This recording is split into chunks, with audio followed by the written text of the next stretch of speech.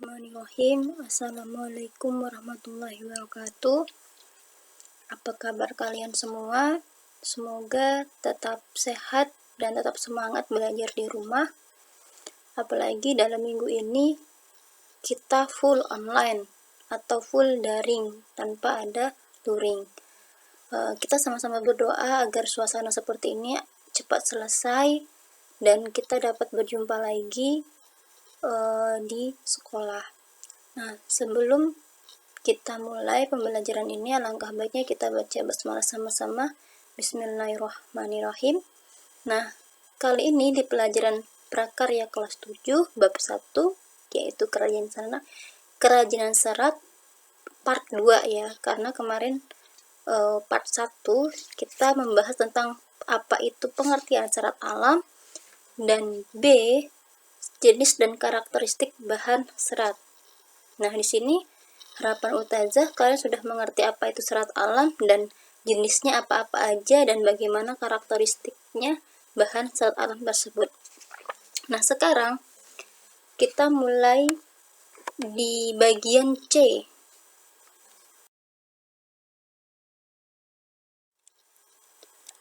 Nah, di bagian C ada pengolahan bahan serat alam. Bagaimana?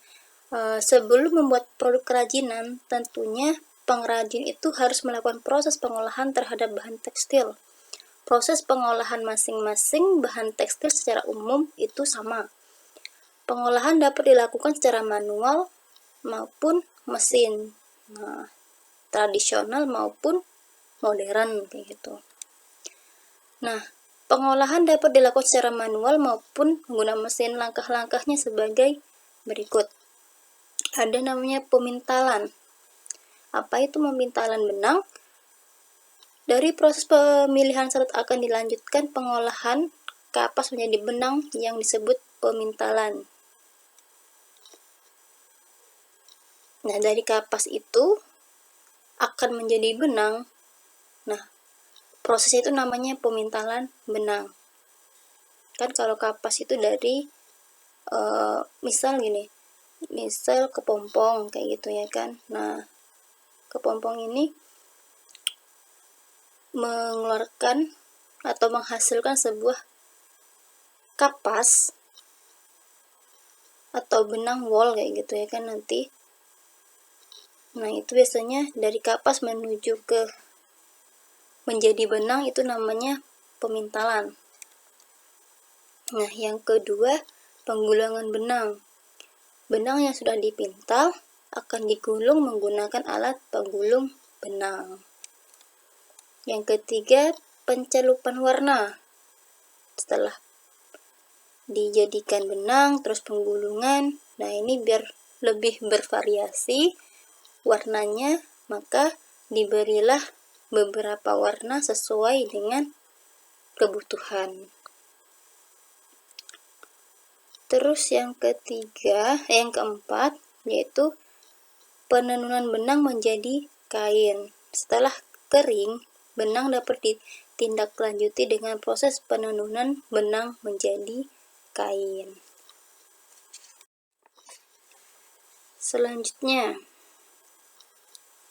yaitu proses produksi kerajinan bahan serat. Nah, adapun teknik-teknik dalam dasar keterampilan kerajinan tekstil yang dapat digunakan untuk memproduksi kerajinan ikat celup, makrem, dan tapestri sebagai berikut. Nah, tadi kan benang yang sudah jadi bahan baku dapat digunakan untuk membuat makrem dan plat tapestri, sedangkan kain dapat digunakan untuk membuat kain ikat celup. Nah, yang pertama yaitu menenun. Apa itu menenun? Menenun udah nggak asing lagi kan kalian dengar. Nah, itu menggunakan alat sapran atau bingkai yang direntangkan benang-benang lungsi sebagai jalur jalannya benang, tenunan atau pakan. Nah, yang kedua, menjahit. Ini lebih tidak asing lagi gitu ya kan, apalagi mungkin di sini di wilayah kita ini banyak banget nih kan penjahit. Nah, apalagi kalau misalnya mau lebaran, atau mau punya acara, pasti kita membuat baju setelan atau seragaman itu ke tukang jahit gitu. Nah, penjahit itu apa? Nah, pekerjaan yang menyambung kain dan bahan-bahan lain yang bisa dilewati jarum jahit dan benang. Menjahit dapat dilakukan juga dengan tangan atau manual, ataupun secara mesin kayak gitu. Dalam pembuatan kain ikat celup diperlukan teknik menjahit untuk merintang warna. Yang ketiga yaitu teknik menyatukan dua benang atau lebih membentuk ikatan diinginkan. Mengikat dapat pula diartikan sebagai menyatukan helaian kain yang satu dengan yang lainnya menggunakan alat pengikat untuk membentuk pola tertentu. Ikatan ini dapat berupa simpul ataupun pola warna. Nah, ini contohnya ya. Contoh menenun.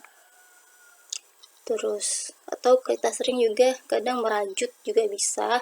Terus ada juga menjahit secara manual ataupun sekarang ada mesin jahit secara portable. Nah, itu lebih enak lagi karena menggunakan listrik dan lebih efisien. Terus yang ini ada mengikat, nah untuk beberapa produksi.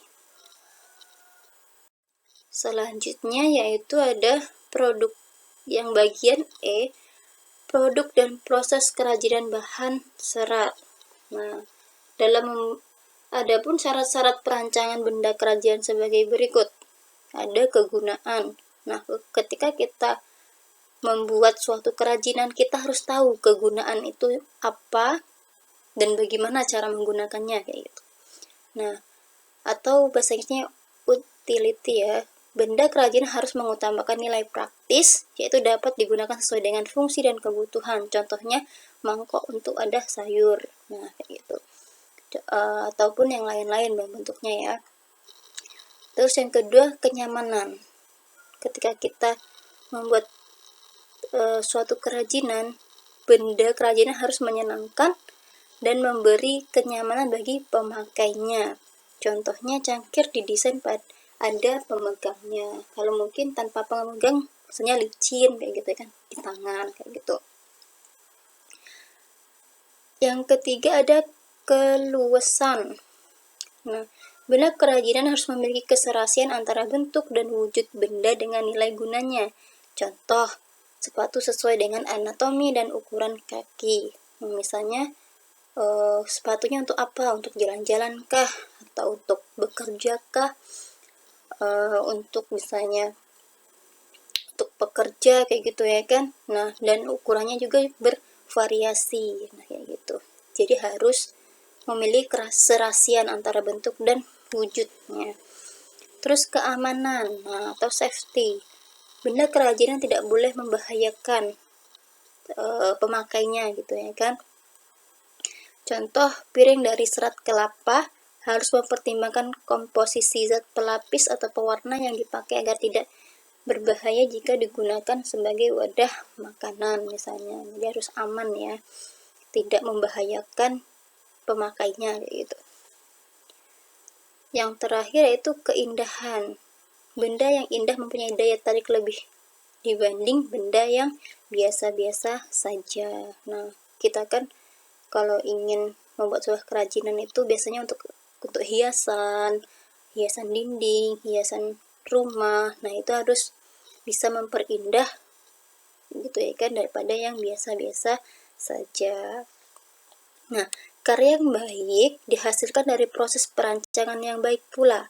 Oleh sebab itu, proses perancangan karya kerajinan harus memperhatikan hal-hal seperti berikut. Nah, ini ya, ada beberapa hal yang perlu diperhatikan ketika membuat suatu produk kerajinan. Yang pertama, tentukan bahan dan jenis kerajinan. Nah, kalian membuat apa kayak gitu ya kan, tentukan dulu bahan-bahannya dan jenis kerajinannya seperti apa. Terus yang kedua, penggalian ide dari berbagai sumber. Nah, ketika kalian udah menentukan bahan, jenis kerajinan, kalian membuat ide dari berbagai sumber, misalnya internet kah, ngeliat contoh-contoh dari internet atau dari teman-teman kalian gitu. Terus yang ketiga, buat beberapa sketsa karya. Nah, sebelum benar-benar membuat, kalian harus tahu gambaran seperti apa kerajinan yang kalian harus buat. Yang keempat, tentukan sebuah karya terbaik. Yang kelima, kumpulkan bahan dan alatnya. Yang keenam, pembuatan karya kerajinan. Yang ketujuh, evaluasi karya, misalnya kekurangannya apa nih, kayak gitu ya kan, kita evaluasi sama-sama. Terus yang ke-8, revisi karya apabila misal setelah dievaluasi karyanya ternyata masih ada kesalahan kayak gitu ya kan, jadi kita perlu direvisi. Nah, Indonesia itu dikenal kaya akan sumber daya alam berupa hutan terbesar di seluruh Nusantara. Selama ini hasil hutan non kayu yang berasal dari tanaman yang bersifat dapat diperbaharui belum sepenuhnya mendapatkan perhatian dari para pemangku kepentingan di sektor kehutanan. Padahal tanaman non kayu seperti daun dan rerumputan memberikan kontribusi ekonomi dan penyerapan tenaga kerja yang signifikan. Nah, kita harus memanfaatkan yang ada di alam sekitar kita untuk membuat sebuah kerajinan gitu.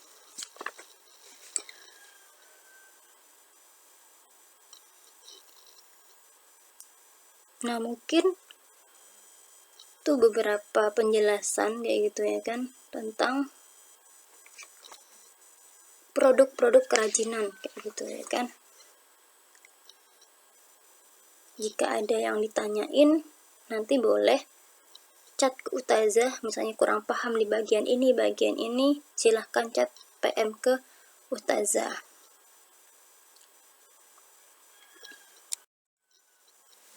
Nah, selanjutnya di pertemuan selanjutnya kita akan menjelaskan bagaimana cara membuat sebuah kerajinan. Nah, contohnya lihat di gambar ini ada beberapa, misalnya di sebelah kanan ada boneka-boneka yang dari rajut ya kan, terus di sebelah kiri itu ada beberapa juga proses pembuatan karya melalui menenun kayak gitu.